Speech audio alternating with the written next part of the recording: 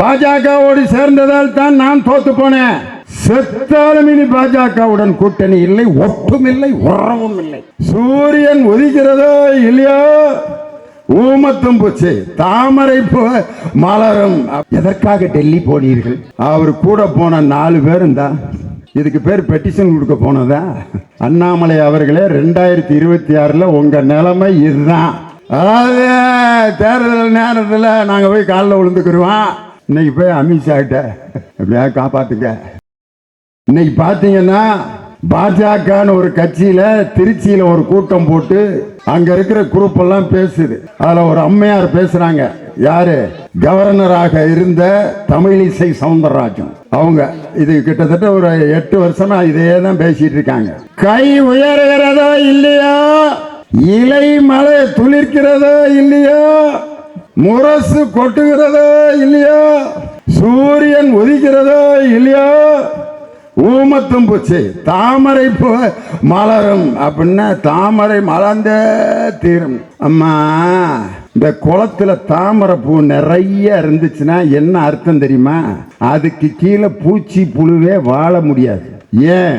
சூரிய ஒளி கிடைக்க விடாம தடுத்து கீழே இருக்கிற பூச்சி புழுவையெல்லாம் சாகடிக்கிறது தான் தாமரை. அந்த தாமரை ஒதுங்கின பிறகு சூரிய ஒளியும் காற்றும் பட்ட பிறகுதான் அந்த குளத்தில் இருக்கிற உயிரினங்களே வாழும். இன்னைக்கு நான் சொல்றேன், சூரியனால் கிடைக்கக்கூடிய பலன்களை எல்லாம் தடுத்து கொண்டிருப்பது தாமரை. அதை விட பெரிய கொடுமை நம்ம அண்ணன் எடப்பாடி பழனிசாமி இருக்காரு. ஏதாவது ஒரு உண்மை இருக்காயா அவர்கிட்ட? நேற்று டில்லிக்கு போனாரு. ஏன் போனீங்க அப்படின்னு கேட்டா உண்மையை சொல்லிட்டு போக வேண்டியதானே? நாங்கள் அனைவரும் சேர்ந்து உள்துறை அமைச்சர் அமித்ஷா அவர்களை சந்தித்து தமிழ்நாட்டில் நடக்கக்கூடிய அக்கிரமங்களை பட்டியலிட்டு பெட்டிஷன் கொடுக்க போறோம் சொல்லிட்டு போங்க. போயிட்டாரு. கேட்கிறாங்க, எதற்காக டெல்லி போனீர்கள்? அதாவதுங்க, எங்க அதிமுகவில் ஒரு கட்டணம் கட்டிட்டு இருக்கோமுங்க, அதை பார்க்கறதுக்காக நாங்கள் போனோமுங்க அப்படின்னு சொன்னதோடு நிறுத்திருக்கணும்ல. 12 மணிக்கு ஒரு போட்டோ வந்துருச்சு. என்னது? உள்துறை அமைச்சருக்கு மலர் சென்று கொடுத்து பொன்னாடை போத்தி அவர் கால் மேல கால் போட்டு உட்காந்துருக்காரியா. யாரு? அமித்ஷா. அது அந்த பைஜாமா போட்டு அந்த ஒயிட் பேண்டோட அப்படி கால் மேல கால் போட்டு உட்காந்துருக்காரு. கண்டது கிடையெல்லாம் தெரியுது, அசிங்கமா நினைக்காதீங்க. அப்படி உட்காந்துருக்காரு. முன்னாடி முன்னாள் முதலமைச்சர் எடப்பாடி பழனிசாமி அவர் கூட போன 4 பேரும் தான். இதுக்கு பேர் பெட்டிஷன் கொடுக்க போனதா? பம்மி இந்த இப்படி உட்காந்துருக்காங்க. அவரு கால் மேல கால் போட்டு உட்காந்துருக்காரு. இந்த போட்டோ வந்த பிற்பாடு டக்குன்னு ஸ்டேட்மெண்ட்டை மாத்துறாரு. நாங்கள் அமித்ஷா அவர்களிடம் பெட்டிஷன் கொடுக்க போனோம். இங்க தமிழ்நாடு ஏர்போர்ட்டுக்கு வந்துட்டாரு. அமித்ஷாவுடன் கூட்டணி வைக்க போவதாக, பாஜகவுடன் கூட்டணி வைக்க போறீங்கன்னு சொல்றாங்க. அது இப்போதைக்கு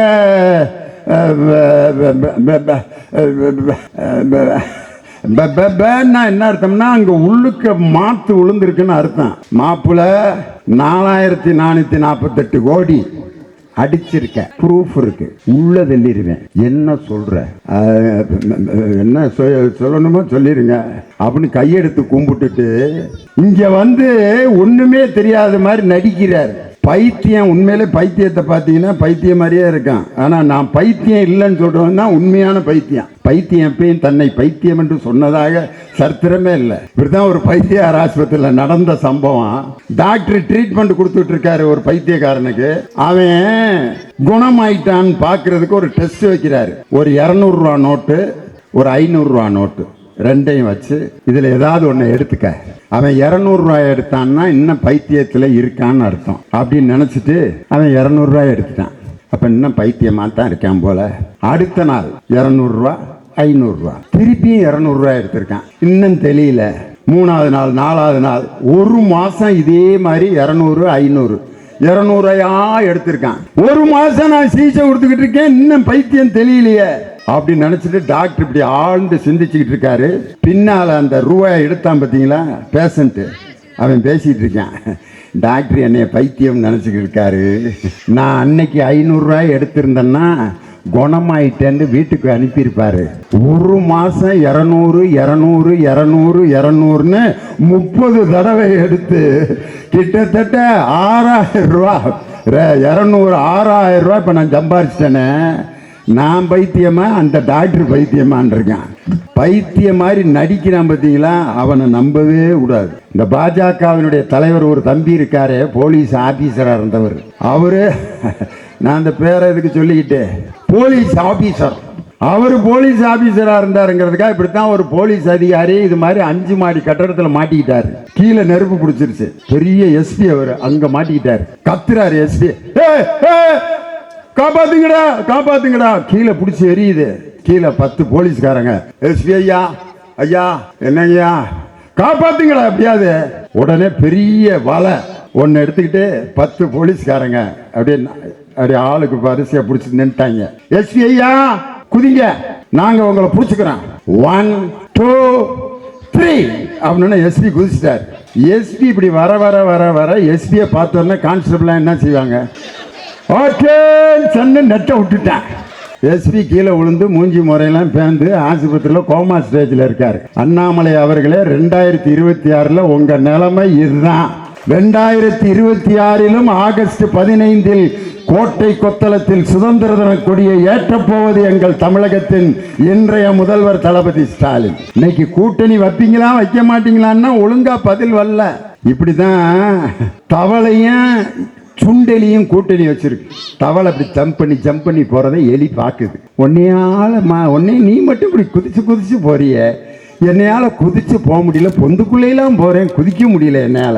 தவளை சொல்லியிருக்கு, நான் குதிச்சு போறேன், உன்னையால சந்து பொந்துக்குள்ள வேகமா போறேன், என்னால அப்படி போக முடியலையே. 2 பேரும் கூட்டணி வச்சுக்குவோம். தவளை யாருன்னா பாஜக, சுண்டெலி அதிமுக. கூட்டணி எப்படி, ஆளுக்கு கயிறை போட்டு உங்கால நீ கட்டிக்க, எங்கால நான் கட்டிக்க. பொந்துக்குள்ள போறப்போ உன்னையே நான் கூட்டிட்டு போறேன். எது எலி அக்ரிமெண்ட். பொந்துக்குள்ள எலி போயிடுச்சு. தவளையால அந்த உடம்பு வச்சுட்டு பொந்துக்குள்ள நுழைய முடியல.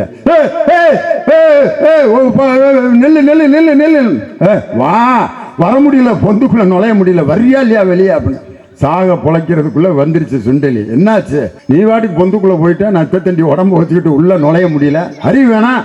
சரி பாப்பலாம். தவளை அப்படியே குதிச்சு என்னைய நீ வந்து பொந்துக்குள்ள சாகடிக்க பார்த்தேல, உன்னைய நான் என்ன பண்றேன் பார் அப்படின்னு தவளை ஜம்ப் பண்ணி தண்ணிக்குள்ள போயிருச்சு. தண்ணிக்குள்ள ஜாலியா அப்படி நீந்திக்கிட்டு இருக்கு. எது தவளை. எலியால நீந்த முடியுமா? உள்ளுக்கு போய் மூச்சு திணறுது. ஏய் வெளியே கூட்டி போ, வெளியே. சாவு இங்கேயே சாவு, என்னை பொந்துக்குள்ள வச்சு சாவடிச்சில அப்படின்ட்டு தவளை நீச்சல் அடிச்சு எலி செத்தே போச்சு. தவளை சந்தோஷமா எலி அப்படியே பார்க்க, செத்துட்டியா செப்புங்க அப்படின்னு. மேல இருந்து கழுகு பார்த்துச்சு, செத்த எலி, தூக்கிட்டு போயிடுவோம்டான்ட்டு கயிறோட யார தவளையும் சேர்த்து தூக்கிட்டு போயிடுச்சு. தூக்கிட்டு ஒரு மரத்துல கொண்டு போய் உட்கார வச்சு எலியை தின்னு முடிச்சிருச்சு. தவளை மலையில மரத்துல காஞ்சி அதுவும் செத்துருச்சு. 2026 எலியும் தவளையும் கூட்டணி வச்ச மாதிரிதான் இன்னைக்கு பாஜகவும் அதிமுகவும் கூட்டணியில இருக்கியா இல்லையா சொல்லுங்க. அதாவது தேர்தல் நேரத்தில் நாங்க போய் காலில் விழுந்துக்கிடுவோம், இப்ப உழுவணும்னு அவசியம் இல்லைல்ல. என்னையா கட்சி, என்ன ஒரு அலங்கோலம். டி ஜெயக்குமார் முன்னாள் அமைச்சர் பேசுறாரு, பாஜகவோடு சேர்ந்ததால் தான் நான் தோத்து போனேன், செத்தாலும் இனி பாஜகவுடன் கூட்டணி இல்லை, ஒப்பும் இல்லை, உறவும் இல்லை. இன்னைக்கு போய் அமித்ஷா கிட்ட எப்படியா காப்பாத்துங்க. வெக்கமா இல்ல? தன்மானத்தையும் சுயமரியாதையும் கற்றுக் கொடுத்த இயக்கம் திராவிட முன்னேற்ற கழகம். உங்களை போல் அடிமையாக இருந்த இயக்கம் திமுக அல்ல. இன்னைக்கு அப்படி. அதனாலதான் அஇஅதிமுக அப்படிங்கிற அந்த பேர்ல திமுகவை மட்டும் எடுத்துருங்க. அதுக்குள்ள திமுக இருக்குல்ல, அஇஅதிமுக. திமுகவை மட்டும் எடுத்துட்டா மீதி 3 எழுத்து இருக்கு. என்ன எழுத்து? அஇஅ. அதுக்கு என்ன அர்த்தம் தெரியுமா? அகில இந்திய அடிமைகள் அப்படின்னு அர்த்தம். உங்கள் கட்சியிலிருந்து திமுகவை எடுத்து விட்டால் நீங்கள் அகில இந்திய அடிமைகள் என்பது இன்னைக்கு தெளிவாயிருச்சு.